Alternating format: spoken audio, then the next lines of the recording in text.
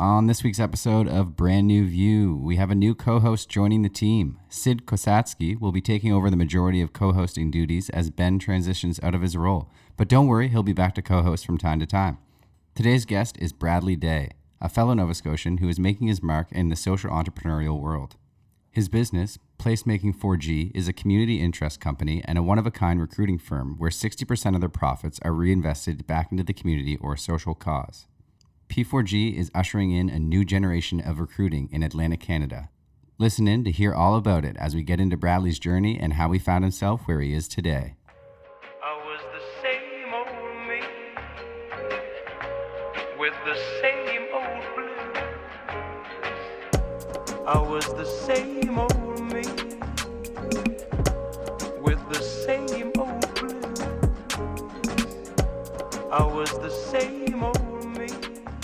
All right, we're back for another episode of Brand New View, joined by my new co-host, Sid Kosatsky.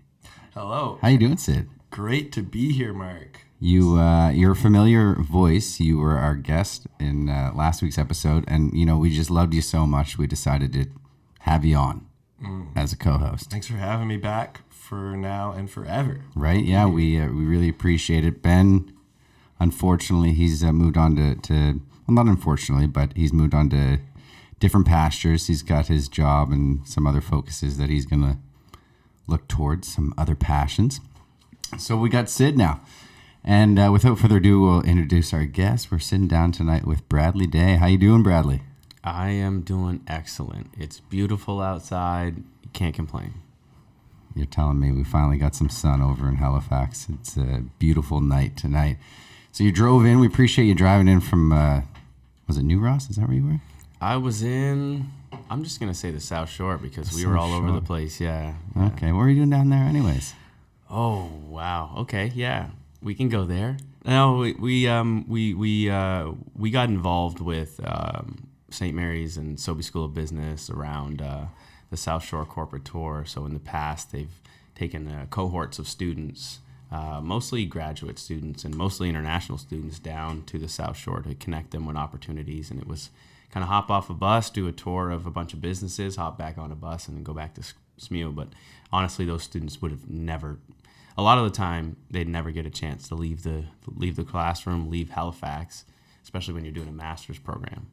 And so it was a great opportunity to socialize them to other parts of the province and other opportunities. So that's kind of in the past what it's been about. But this year we are being a little bit more intentional and engaging some of the businesses, a lot of the businesses in the South Shore, to figure out, what needs we can address with these students. We've got a ton of talent that comes through our universities, and we want to keep them here. So attaching those students with job opportunities and experiential learning opportunities and all kinds of stuff. Yeah. And that's through your company, P4G. It is. Tell us a little bit about P4G. It is. So yeah, we were motivated by the Ivany report. We were motivated by the lack of opportunity to stay here, the perceived lack of opportunity to stay here, the outmigration of youth in our province, and the lack of retention. And when we looked at that, we didn't want to create another report. We didn't want to do something like that. We wanted to really do something that was action oriented. So we decided to and at the time I knew for-profit, I knew nonprofit. I didn't know there was a world in between that called CIC, Community Interest Company, called social enterprise. Yeah, so the intersection of those two. Yeah, and there's a lot of misconception of what a social enterprise is, because it is a very broad sort of thing and sort of sector. So honestly, it's understandable that there can be a lot of misconception of what it is, but essentially, there's a lot of nonprofits that are actually social enterprises. If you look at Habitat for Humanity, they run a store. They're an enterprising business, but they're a nonprofit. So, it's something that has an enterprising aspect. You're selling something, whether it's a product or service, and then at the same time, the majority of the profits from that are going either back into the mission or back into the community. When you say majority, does it just have to be 51%? Is there like a ratio that you need to follow to be a social enterprise? So we're fortunate in Nova Scotia and NBC that we actually have the business structure. So you can actually register your business as a community interest company, which mandates you to put 60% of those profits back into community. And so nonprofits obviously are nonprofits. They don't turn a profit. So it's a little bit different of a structure, but for CICs, you don't need a board. You can be a lot more agile and make decisions and operate and issue shares and operate in most of the same ways that a regular business would. You just have that piece that holds you accountable to the community, to your mission. So it's. Now that kind of reminds me of when I was over at NSCC taking marketing. The focus was on the 3 Ps: people, planet, profit. And when you look after the first 2, the third kind of just comes. The profit's automatic because you're focusing on the people and the planet. With social enterprises, is that kind of the direction that you take? You're not too focused on, obviously you're a nonprofit, but you still need to make money. The people involved still need to be paid. But with the focus on people or planet, depending on what it is, does this third kind of just naturally happen? Like I was told it would over at NSCC? I've heard of the 3 Ps before, and it's definitely so. It was our motivation, and it was, and we definitely 100% agree with that's the direction that everybody wants to be going in. But when you actually sit down in a business meeting and you're selling somebody, you can't lead with that part. That's not going to sell to people. They want a business reason to use your service. They want to know it's going to save them money. They want to know it's going to make them money. They want to know it's going to be convenient for them. So you need to sell the business first. And we have a product as a business that ticks those boxes. We don't talk about the social side. We don't lead in with that foot. And that wasn't something that happened at the beginning. That was something that we learned throughout the process. So, when those first 20 meetings, when you walk out and it's like, you guys are going to change the world, you're going to do great things, and you just kind of felt like, did we just get the thank you but no thank you? Like, what was that? What just happened in there? Like, they're saying they loved us, but it was just like, okay, see you never. So, wow, that's a great concept. So you're giving away how much of your profits? Good for you. You're really going to help people. You're going to do great things. Yeah. Congratulations. All right, nice to meet you. It was almost patronizing at one point. It was just like, That's the thing. I feel like a lot of that, there is just a lot of lip service in business, and even with the reports, and not to put down the Avenue report at all, but I mean, like you said, at some point in time, action needs to be taken. There's a lot of what and why. Yeah. And not a lot of how. So, and we're getting that now. Even a lot of organizations, a lot of provincial organizations, a lot of government organizations, a lot of nonprofits have the what and the why. They just maybe don't have the how. So, these reports are great and they're showing us the what and the why, but not a lot of them are. And some of them are showing us how there's not an entity, or there's not that execution piece on the other end, and we're trying to be more of that how. So how give us your how. How are you making it happen? For which? So for us, so we do as a social enterprise. Yeah, we're in the recruiting space, for lack of a better term, and it's more of a talent attraction strategy. Talent management is more of that space, that narrative that we're trying to be in, and we're in, and kind of the other half of that coin is some of the innovative employment solutions that we're working on as well. So in our journey as a business, initially we were operating in a lot of the same ways that every other business in the recruiting space was operating, in that you charge a percentage of an annual salary, and that's kind of how things go. And that was the business model that we saw in when we did kind of market research, and it was like, okay, this kind of makes sense. And but our process was very different from a lot of the people in the space, and so we wanted to get to know people. We wanted to get to know the organization. We wanted to get to know the values, the vision, and the culture, so that we can portray that forward and attract that and have that values alignment between the organization and the people that they bring in. And when you do that, and when you build that relationship, and when you go and run a half marathon, and when you rent a table at their space and go to a boxing match in their town, and go to the farmers market, and get to know the people, and you complete that search, and you walk away from that, and it's like, well, I put so much work into kind of building that relationship, and then you kind of just walk away from it, and there was something missing there, and there wasn't that continuous relationship. And so it's actually quite recently we kind of cracked that egg and said, well, why don't we look at more of a retainer style relationship instead of kind of these one-off contracts that are based on a percentage of an annual salary, and that's completely changed everything for us. And so, it was very transactional. Our process wasn't transactional. It was very, very much transformational, but our fee structure was still very transactional, and it was just a one-time. And what you have in the sector right now is a lot of people with that model, and what happens is, I can't give a candidate's information if I don't have a contract in place with an organization. So they kind of have to skills market people until they've got a contract in place, or else they can't disclose any information. We can be transparent. We can build a talent pool of people that can fill roles in your organization because we've already got a monthly sort of retainer in place. And people hear retainer, and it's like, well, is it legal retainer? He's not.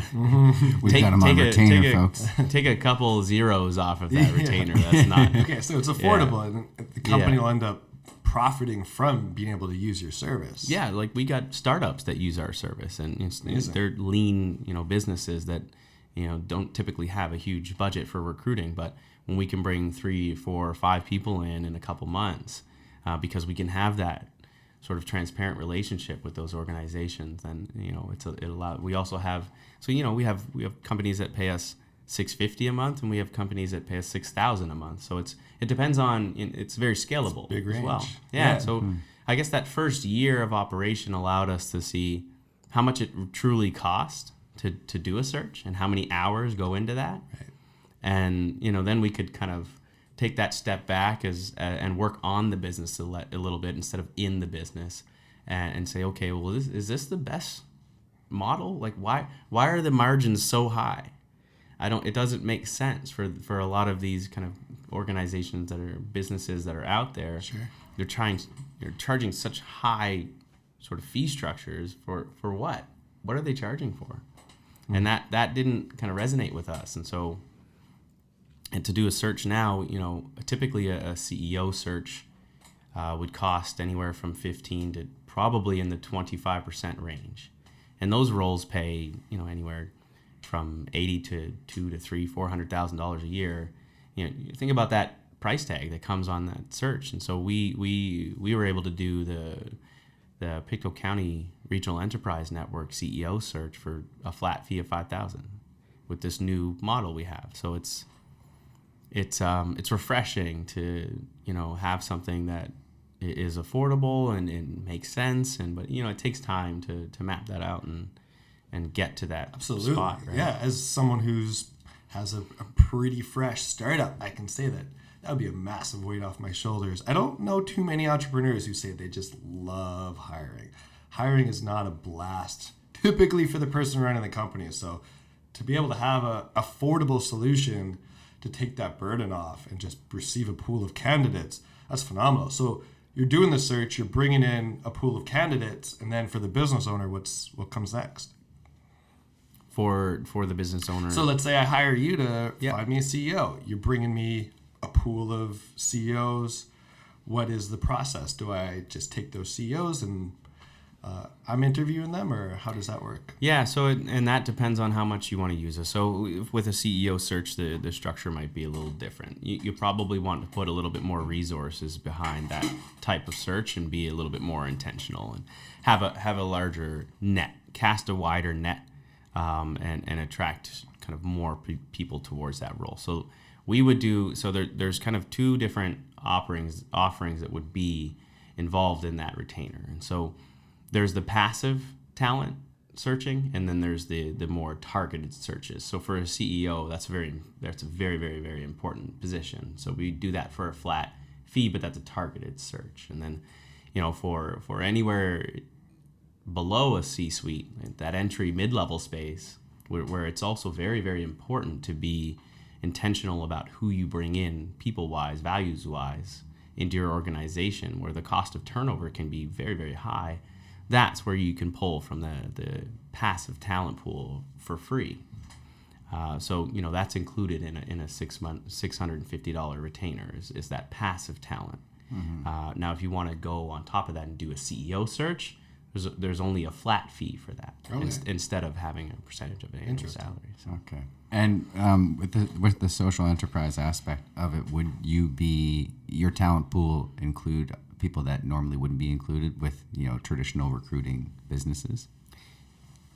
It's kind of that law of attraction, mm-hmm. right? Mm. So the energy we put out as a social enterprise, and it attracts those types of candidates that So, we work with our clients. We choose our clients quite carefully these days as well, and that we work with a lot of nonprofits. We work with a lot of social enterprises, and it all makes sense for us we're in that ecosystem, mm-hmm. To be working together on not to say that, because we are a for-profit, so it's not, we have nothing against for-profit businesses, and we do have a lot of businesses as clients that are for-profit. There's nothing wrong with that. But yeah, I would say more so, it's the forward-thinking businesses that want to do things differently that end up in front of us. So do you really feel the effects of the laws of attraction acting on your business? Do you see that happening when you're putting something out there?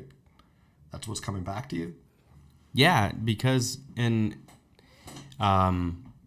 regards to clients or in regards to candidates? Yeah, it sounds like you have a couple of examples. Anything? Are you seeing the effects of the laws of attraction in general on your business? Yeah, so we've done work for social enterprises. So when we put those out, because we've been able to do such a good job of capturing what their values and their vision and their culture is, and we portray that forward, we get a high volume of candidates that are applying to those types of jobs, because people aren't and the statistics show it, people are looking for that values alignment when they're choosing an employer, in the same way that we used to, or that employers will look at your extracurricular activities and say, where do you volunteer, and what do you do in the community, and what are your hobbies, and just to get an idea of who you are. That's the same lens that candidates are looking at businesses and saying, well, what's your environmental footprint? How do you treat your employees? Like how diverse is your space? Like, how welcoming are you to newcomers? Like, so there's all these questions and it's great. And those businesses kind of are taking a step back and now seriously thinking about how they can change the way they do business and to change the way they build teams. So there's a lot of impact that is coming out of this, but with us capturing that values, vision, and culture and portraying that forward, it's attracting those types of folks that are looking to do something meaningful with their lives, to do something that they can really connect with from a values perspective. Yeah. So I feel like it kind of just compounds on one another. You've got the social enterprises that want that type of talent, so then you look for that type of talent, and then other way that type of talent is looking for the social enterprise. It just not whatever the opposite of a vicious cycle is, the good type of cycle. You've kind of figured out. And you mentioned an ecosystem. You've kind of got the water cycle going on where everyone's helping and it's being replenished in a cyclical. That's too many syllables. Cyclical? No, it's exactly cyclical way. Syllables. There's three syllables. There's actually a lot of syllables. Too many syllables. Yeah, one too many. Okay, so from being a CIC, you're a social enterprise. Businesses are approaching you. Do you feel that having that social enterprise aspect is attracting businesses? And for people who are listening, who are thinking of starting a social enterprise or pivoting, is that a big benefit to you to be able to attract people and make them want to work with you? Well, let's just take a step back and look at the sector and what's going on, because there's some really, really exciting things happening in the sector, and there's a once in a generation opportunity coming. So the federal government has announced $50 million going into social enterprise over the next 2 years, and they need to spend that in the next 2 years. Additionally, over the next 10 years, there's going to be an additional $755 million going into social enterprise. So this next 2 years is really going to be on capacity building and making sure that once that second round of funding comes, that we've gotten these social enterprises to a space where they're ready for funding. So it's going to be around giving them the tools to really measure what their market is, and really kind of do an impact practice and make sure that they're getting them investment ready, so to not squander kind of the money that's being put into the sector. Absolutely. So you're saying a social enterprise or a CIC is going to have potentially access to more capital that a regular for profit or even nonprofit business wouldn't have had. So this is where things will get a little murky.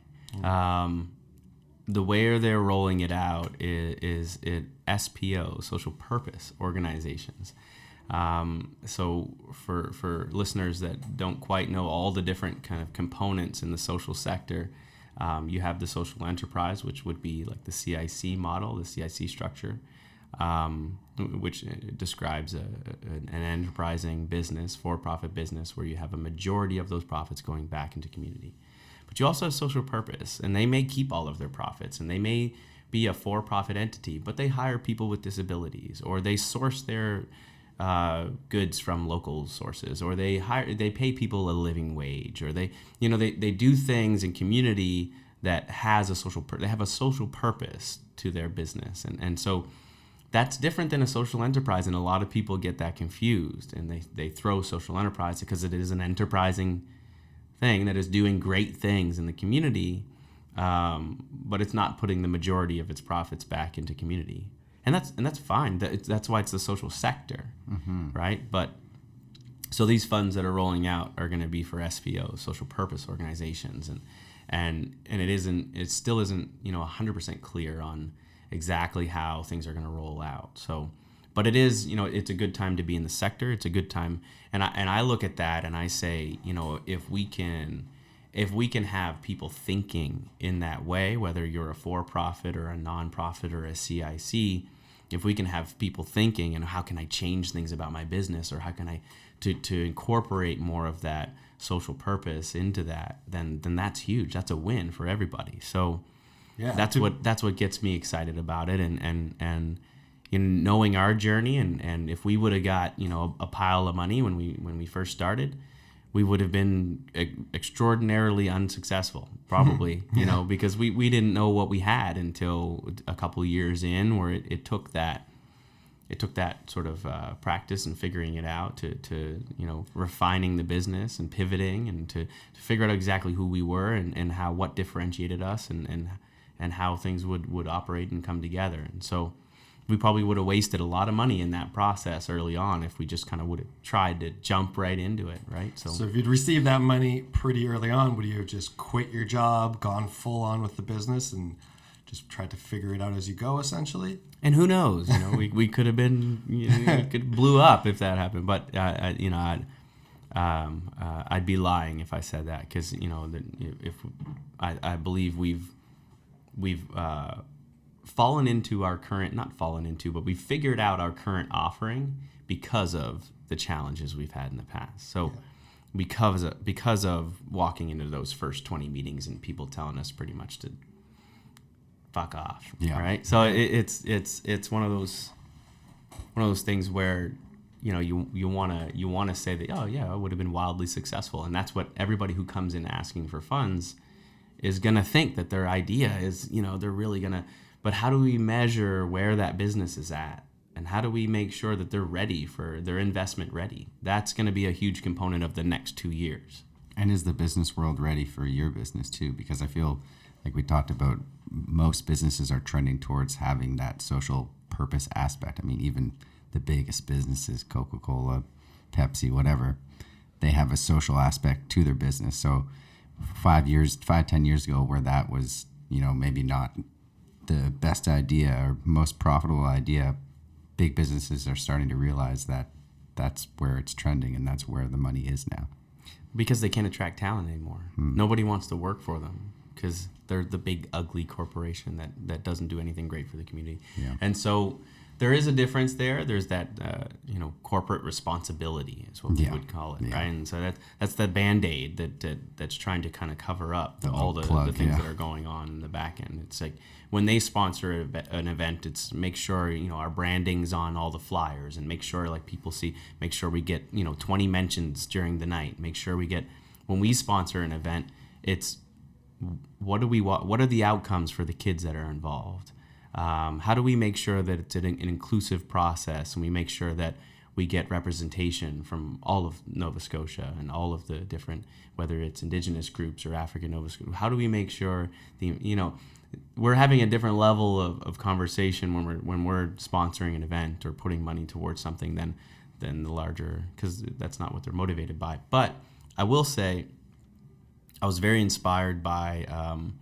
I went to SCW at the Social Enterprise World Forum last year. It was in Scotland, and you've got 1,500 delegates all talking about their social enterprises and how they're trying to change the world. And you've got 1,500 people in a room trying to change the world for the better. And so it was a really powerful thing. And there was one of them called Kogo, Connecting Good, and it's an app based out of New Zealand. And what they did was, so there were 38 different categories, I want to say.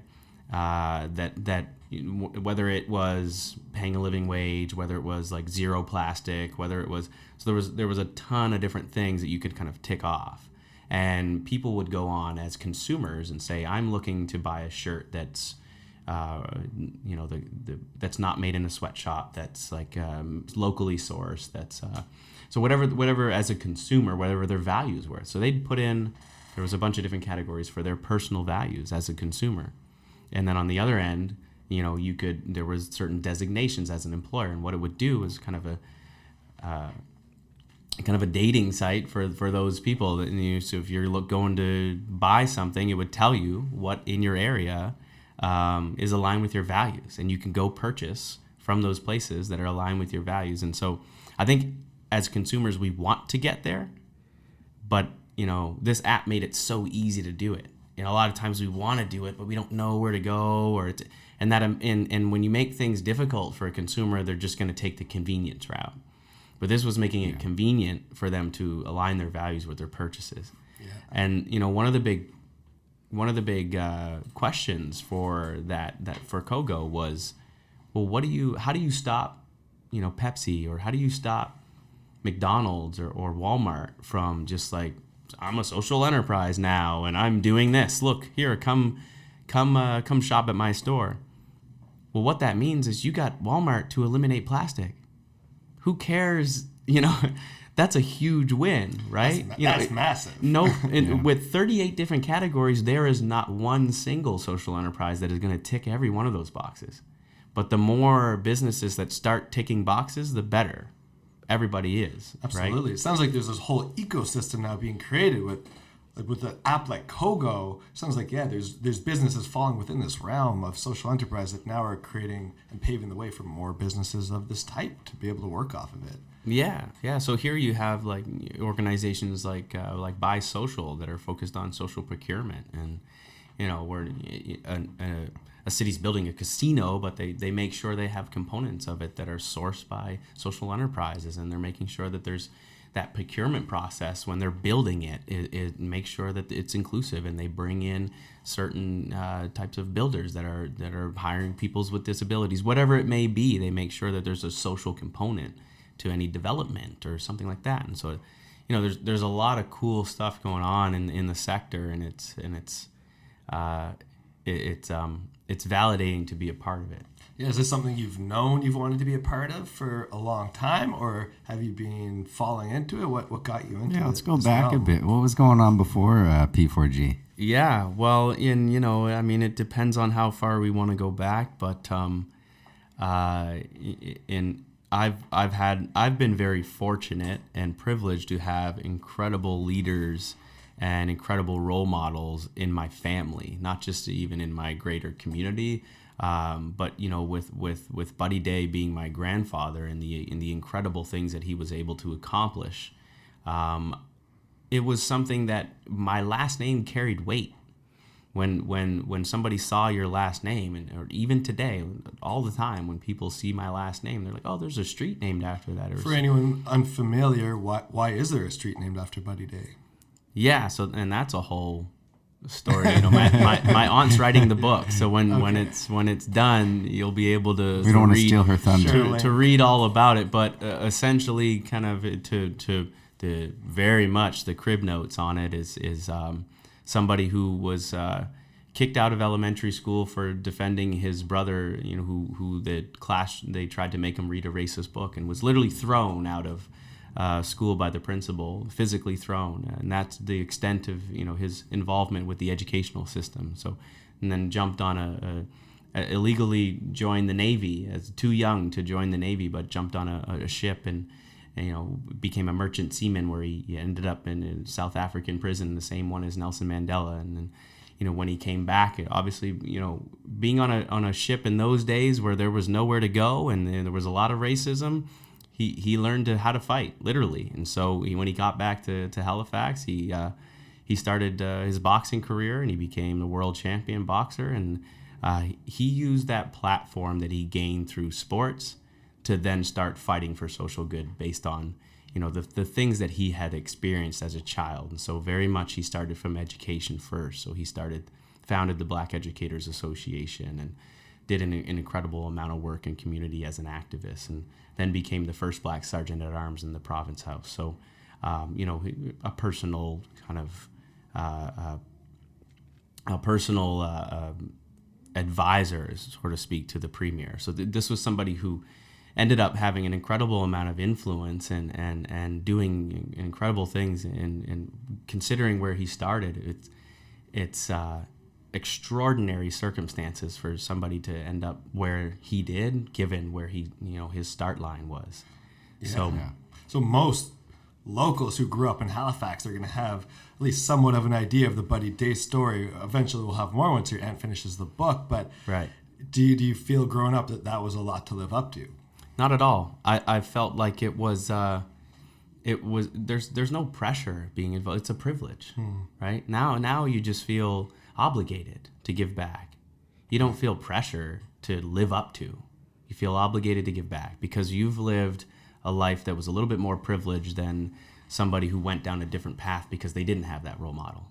And so you feel obligated to be a role model for somebody else, or to make sure you're giving back to community, to make sure you're carrying the torch of the legacy that's been left to you. So, when I came back to Halifax and, having always known that's something I wanted to do, and sports were a huge part of my life. And I feel like the platform I gained through sports have kind of gone down that same road in kind of being in professional sports and kind of getting a university degree and traveling the world because of athletic abilities, and now given me the life experience and the education and the platform to do the things I want to do.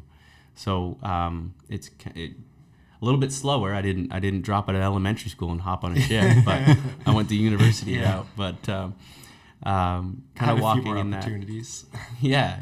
When I went to elementary school, in that same school, my aunt was the principal. Wow. And we listened to the Black National Anthem every morning.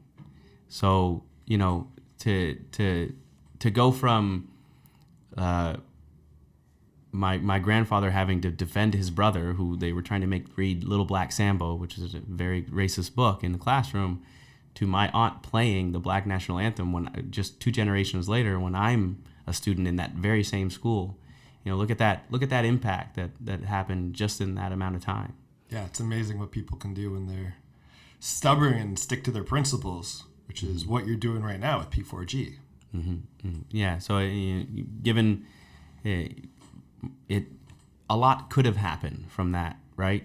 Somebody being kicked out of elementary school. Look at what should have happened, let's say, in those circumstances. What all the negatives that could have happened, and taking that and turning that into a positive. I mean, it's extraordinary, really, when we think about it. Yeah, It's absolutely. a no quit attitude. Do you try and take that kind of attitude with you when you are doing your work? I look at what I've seen I had a relationship with my grandfather. He died quite young, but I had a relationship with him, and I look at the people that have been influenced him, whether it was in minutes, hours, or years. He had such a profound impact in such a short moment with people. So people would come when I worked in the bank, and they'd say, oh, they'd see my name tag, or they'd see my last name somewhere and be like, oh, you're not related to Buddy Daye? And I'd be like, yeah, he was my grandfather. And they would tell a 20-minute story about one time that they went to dinner, and he pulled me off the street and brought me in, and he fed me, and he had this amazing family and this incredible story. What a great guy. Oh. And they remembered that 20, 30, 40 years later. Wow. That one time they went to dinner at Buddy Daye's house. And it was, I hear stories all the time from my parents, from my aunts and uncles about how, so-and-so is the police chief because granddaddy told him he should go do that. You should go do that. And then they would. He would just tell people what to do with their careers. He would align people. And that's kind of, aligning people with what they want to do in their careers is exactly what I'm doing. But, yeah, my dad would tell me all the time, like, so-and-so got there because he was introduced by granddaddy who said, you should be working down there because I think that's what you should do. He was doing P4G way before you. He was definitely a social entrepreneur before that was even a thing. He was placemaking. He was definitely placemaking. Yeah, wow, for sure. Way.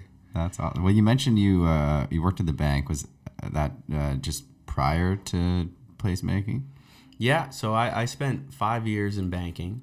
And the reason I got back to Halifax, and an opportunity arises, and it's a banking job, and we've been told for years that those are great employers to work for. It's it's the bank, right? And so I hopped on it, and essentially my justification for stepping into a bank role was we're not taught about personal finance. We're not taught about what to do with our money and credit and investing and how those things work in our school systems, and it's never a part of our education. So I looked at it as, if anything, I'll learn a lot about personal finance, and so that's kind of that's why I got into it. And I say 5 years, but it was 5 years off and on, as I did leave at one point for an opportunity in Toronto with the Argos. Oh, the CFL team. Tell us about that. Go on. Took a little break from banking. I got a call from my old head coach at Mount A, and I had been on his coaching staff as well. And he was taking an opportunity in Toronto, and he asked me if I would want to join. It was one of those things where, I was at a point in my banking career where I was about to, I'm being told by all my kind of mentors and managers and what have you that, you're right there, you're about to take your next step, you can go over to commercial, and there's all these career paths, and it's going to be great. And so, my initial thought was like, well, I'd be jeopardizing all of that. And so I was, how long do I have to make a decision? Okay, a couple or a week or so, or whatever he said. And I hung up the phone, and I probably called him back in about 20 minutes. I'm like, what the hell am I doing? Sorry, I hung up on you. If I'm at BMO in 50 years, talking about what could have happened if I would have taken that CFL job, I'd be really kicking myself. Man. So, and the banks weren't going anywhere, and my experience in the banking world wasn't going anywhere. So I knew that was still a very secure option at the end of the day, and as much as I learned as much fun as I had, and as much of a great experience it was being in professional football, it also showed me that was not a career. That was also not a career path that was for me. When you've got a receiver coach who's been on 7 different teams in 9 years, that's 2 countries and 7 different cities in 9 years, and that was a lifestyle that, he had 2 kids at home. And that was a lifestyle. If I was looking to build a family, if I was looking to lay down roots, it's impossible. Right. Unless you want to be if I was to look to do that in Nova Scotia, then I'd have to be at Acadia or X or and just those don't really pay much, and it just wasn't you're kind of overworked and underpaid, and it's not the States where you're making millions. It's Yeah. And so I found a way to still be involved in football and coach the youth. So I went from the Argos to the Argos to the Argos, the Halifax Argos to the Toronto Argos, to back coaching for the Halifax Argos, where it all started. So Yeah, so it wasn't aligning with your goals, but you still figured out a way to keep football in your life and work towards having a family and putting down roots in Halifax. yeah, I mean, look at what football taught me and brought to my life, and it teaches you discipline, it teaches you time management skills, it teaches you how to work as a part of a team, how to trust people. In a 12-man sport, if you try to do things that aren't your job, and things are going to get sloppy in a hurry. You had to trust the guy next to you, and everybody was very much a chain, weak link. You hear the analogy about the weak link in the chain. It was very much one guy didn't do their job, and it was it wasn't until my last year where we started to really have some success, and our theme for that entire season was do your job. That was it. Just do your job. As soon as you started to overcompensate for the guy next to you is when you started to build bad habits, is when you weren't in position to do your job, and you'd get burned. So the moment we all bought in and trusted each other was the moment where we started to have success. So there were so many things through sport that teach you so many life lessons, and that's where I have so much to be thankful for from that sport, and that it provided me an education. It provided me an opportunity to travel the world and make a livelihood. It offered me the opportunity to be in Toronto and travel throughout Canada and make a livelihood for myself. So I have a lot to Absolutely. How much has that carried over with you? I know do your job, that mantra, I've heard you talk about that before, how much that resonated with you. Has that carry over into entrepreneurship, into business, into banking, into personal life? Yeah, there's so many skills that transfer, and I think student athletes don't get enough credit for really what it is they're going through. If you look at what Shaquille Smith is looking to do right now, with he's had a very similar experience to me, and we both played university sport. And then after university sport, it was just like, okay, now go figure it out. And there was very much a lack of opportunity. We hadn't built those business relationships because we had been focused on perfecting our craft. And there's a lot we learn, and a lot of time management skills, and a lot of that competitive nature, and that the learning to love the grind and love the work you put into especially in football, where you've very little games, and most of the week is practice, and there's a lot of mental practice and physical practice and weightlifting, and to have only 8 games in a season, and there's that's it, only 8 games. Only 8 games in a university season, wow. And so you've got. I thought there was like 80. 200 days out of the year where you're working your butt off, and 8 days where it actually you put that into the show. Yeah, so lots of lessons that you learn. So what I was getting at with the Shaquille Smith and the program he's building is we both had the kind of same experience where we stepped out into the professional world, and it wasn't that we lacked the skills, it was that we lacked the connections that were made through internships and stuff like that, opportunities that we weren't able to take because we had to be in the gym, or we had to be in on the court, or we had to be whatever it was that didn't allow us to help develop those. We weren't working a second job, or we weren't working and building, in a career path, and thinking about our career path. We were thinking about, football or basketball or whatever it was. And so he wanted to make sure through his futures program that kids are start thinking about their academics and start thinking about their career path in high school. And when I was in high school, and I asked kind of the career counselor, and what should I take, what should I go into, and it was like, oh, you're going to be playing football. Well, you should probably take 3 courses in your first semester because you're going to be really busy. Little did I know, I didn't know how many courses you need in a year to be on path to graduate in 4 years. So I took 3 courses, and I get to 2 years in, and somebody's like, well, you need to take more courses to graduate in 4 years. Nobody had ever told me No that. one told you. Wow. Oops. Because it was just football, right? Yeah. And so even the counselors didn't have that, well, you should probably explain that you need to take at least 4 and 4 each semester to graduate in 4 years. Football right? focused. That was it. Have a little foresight, please, Mr. Guidance Counselor. There's probably not too many people who continue from college sports and make a full lifelong career out of it, or are there? Is that Those numbers came out recently in the CFL. It was, oh my goodness, I can't remember. I forgot you love sports, Mark. I shouldn't even. In Well, this they always conversation. have during March Madness that commercial where it's like highlighting all the different student athletes in the NCAA. It's like most of these people are going to go on and do something else, and it's like I think it's less than 1%. It is Maybe less than 0.5%. Yeah. That They make had the it numbers professional. even from it, so they broke it down even from high school to university to pro, and the numbers were outrageous. It was it was like 1 in 300,000 that makes it from high school to university football, and then 1 in the numbers were ridiculous. Then you look at the fact that an average career, once again, I don't have CFL numbers, but NFL is 2.5 years. 2.5 years. and you're only pensioned after 3 years or 4 years. Yeah. So that was when they had the big player lockout conversation where there was almost a lockout in the NFL.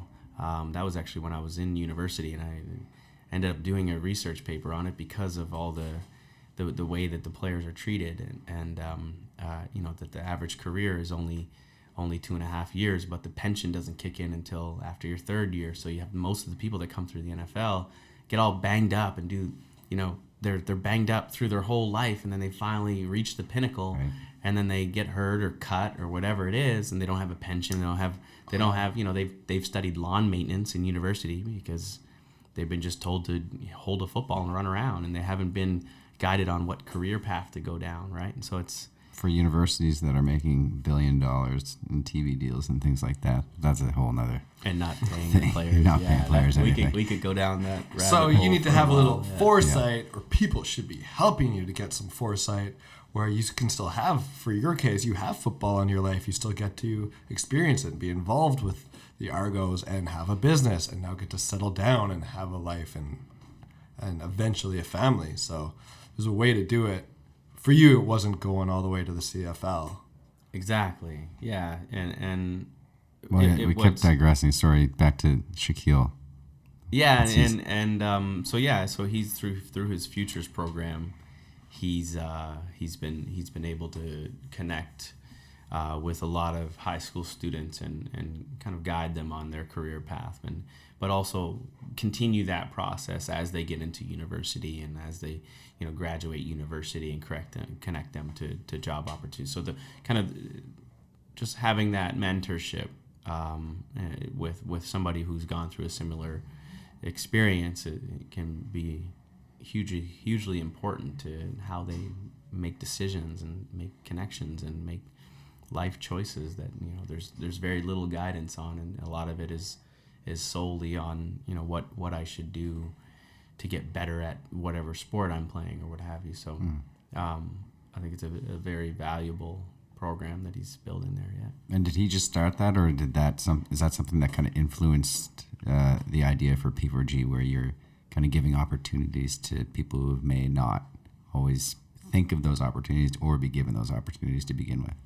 So there's a lot of people doing great work kind of simultaneously, but not necessarily in the same room. And so he came to me about 6 months. I think I don't know how we got connected. I think you end up seeing people in the same spaces, and they're spaces that are good spaces to be in, and you're like, I need to have another conversation with this person and not just a hi and bye. So we ended up grabbing lunch at one point, and he was telling me about the Futures program and where the vision for it, and he had just got the funding for the court that he built in North Preston. So he ended up fundraising $300,000 to build a new basketball court in North Preston, and he had this idea for the Futures program, and we were kind of just chatting on what he should do and how he should go about it, and whether P4G was going to be involved, and yada yada yada. And so it was just, you know. And now I'm at a point where you know, I've gotten together a group of like-minded folks from the African Nova Scotian community to think about ways that we can, instead of working in silos, that we can work together as a community and get stuff done. And so that's still taking shape, so I won't even let that cat out of the bag too much about kind of who's involved and what we're going to be working on. But honestly, we've got a lot of our elders that have been doing this work for a long time. And previously, you know, if something was going on in North Preston, it was a North Preston thing. If something was going on in Uniacke Square, it's a Uniacke Square thing. Mulgrave is a Mulgrave. Hammis Plains, that's a Hammis Plains thing. We don't really, you know, somebody might go, but not everybody's it's not a collective thing. And so we wanted to pick people from all the different communities and bring everybody together and say, what can we do as a collective? What can we do as an African Nova Scotian community, not just in silos in our particular communities? And I think that's not just an issue in our community. It's an issue across Nova Scotia. We have, especially in rural communities, you've got a lot of competing with the neighbor instead of competing internationally from a business perspective. Well, it sounds really impactful. So yeah, diversity of not only within the communities, of bringing communities together. It's going to just Strengthen numbers. broaden everyone's viewpoints. So if people want to hear more about P4G and what you're doing, can you tell us where to find you, your website? Can people reach out? Yeah, we have a website, just p4g.ca. That's easy. Got that .ca. You know, we were very fortunate that that domain name was actually three characters. It's so .ca. easy to Sid's so type jealous in. right now. p4g.ca. Oh my Yeah, gosh. that's it. It was available. So like so we got it. PEEFOR. Letter Yes, P, correct. number 4, letter G.ca. Wow. And so, you know, candidates can go on there and they can tell us about themselves, and they can send in a resume. If they're looking for work, they can go and add themselves to our kind of talent pool and our database, and we can connect them with jobs, and they can look at us essentially as another resource, as a part of their toolkit in their career search. And so our client are the businesses, and businesses can get in touch with us through the website as well. But it's nice to be in the social enterprise space, because there's simultaneously, like I said, other things going on in the sector that are things that I'm passionate about. Like Common Good Solutions is running an African Nova Scotian employment lab right now, where they're conducting a lot of research and community engagement around how can we improve the circumstances of African Nova Scotians when it comes to employment, where you've got, for African Nova Scotian youth, you've got 26.7% unemployment rate, whereas the rest of the province is around 14.5%. And so it's almost double that of the other the youth population. And so why is that? So let's dive into some what some of the systemic issues are, and then have some ideation sessions on what tangible items that we can put forward, some action items, what can we build from an ecosystem perspective, what can we what systemic changes can we make to the education system, what career paths are there, and how can we kind of map some of those assets. And so it was, for that to be happening in the same space that I work out of, I went to a lot of the labs, obviously, and I contributed to a lot of the to a lot of building that out and what that might look like, and a lot of it's pointing towards work that we may work on and may do in the future. And so obviously, as an African Nova Scotian, that hits home for me, and given what I'm working on and given my history as a family, and this neighborhood. It's very much, it's incredible to be in this place and have had this have created this opportunity for myself with the collaboration of my incredible kind of business partners that I'm so fortunate to have. And so, when you can align your values with your work, it's people say you won't work a day in your life, but there's definitely a lot of hard work involved. That's the big thing. It's probably harder work, but it's just that much more rewarding. Yeah. It's more of a work-life integration than it is than it is a work-life balance. You won't work a day in your life. You can love it, but there's still work to be done. Running a business is hard You're work, gonna have as to you do know, stuff Sid. you do not want to do. Exactly. You're gonna feel But better about it. if at the you end of the don't day. do it, you won't be able to get to do all those other juicy little things. So. Yeah. So when Matt and I are driving around the province today and having these incredible conversations and thinking, well, eventually we'll get to the point where this is the only thing that we do. Yeah. But right now we got to go do payroll and go do this and go do that and go do the other 45 things that are involved in running a business, right? And so that's the thing. You're every role when you first start out. Yeah, for sure. Yeah, you're wearing a lot of hats right now. Yeah. And then you try to still do the community stuff, and you try to still be involved, and it's a lot. I just met. Is this your first hire the other day? We have hired. You have hired. Well, you're a company that hires for other companies. I don't know why I was so just blown away when I saw you and hired. Oh, that's exciting. Of course, well, you're good at it. Well, it means growth, right? It means sustainability. It means it points to all those things that are positive, right? So if we're growing our team, that means we're having some success, and that's a huge deal for us. And obviously, we're very intentional about hiring. That's what we do, right? So this process has been very interesting for us, where we always kind of point the mirror at ourselves and say, what skills do we lack? Where are the gaps? Where can somebody come in and contribute? What worldview is missing? What opinion is missing? And it's interesting. You hear a lot of companies and organizations talk about finding a cultural fit, and that's really it's the opposite of belonging. That fit is the opposite of belonging. What you really should be looking for is somebody to come in and contribute to your organization, not fit in. That's a good point. A good fit just means everyone has the same thought process, and you're not going to get anywhere. You're just going to get a closed-minded room. It changes your entire thought process when you think about looking outwards to bring somebody in. You start thinking about what gaps can be filled. You start thinking about what opinions we lack here. You start thinking about, but you still at the same time, I think what people really mean, and some of it's well-intended and some of it's not so well-intended when people talk about fit. And I think what people really mean is values alignment when they say fit. Mm-hmm. They want somebody whose values is aligned with their organizational values.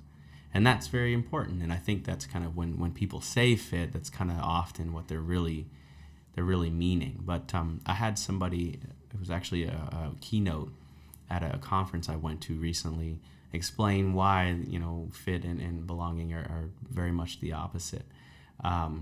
He was somebody who immigrated to Canada. His family, he was first generation, so he was born in Canada, but his parents were from India. And as a child, his first experience being kind of integrated in society was entering the school system. And he remembered that first day of going to school and the teacher reading out Sally, Ashley, Katie, Bradley, Sid, all these names that were very easy to pronounce in Canadian, and got to his name and paused for about 30 seconds and took 5 minutes to explain and educate the teacher on how to pronounce his name. And he was up there giving this presentation, and he was introduced as Andrew. And he was like, obviously today my name is Andrew. And, as I started to integrate into school, and as I started to create friendships and kind of had my little social circle within school, one day my friends came up to me and said, your name's going to be Andrew now. And I'm standing in front of you here today as Andrew. Wow. So, and then he was like, for all the parents in the room, imagine your kid coming home and telling you, my name's Andrew now, and what process that you went through as a parent to name your child, and how many hours that you thought about that, and whether it was named after a family member or whether it had this meaningful, you put all this, energy and effort into naming. It was such a meaningful thing to you, and you such love into that name, and that was what you named your child. And one day they came home and they said, my name's something else now. And so it was that was fitting in. That wasn't belonging. Yeah. And it was and that was a story that really kind of resonated with how we go about searching for talent as businesses. We're looking for somebody to fit in right now. We don't do a good job of creating a space where people belong and people can contribute. That's a really good point.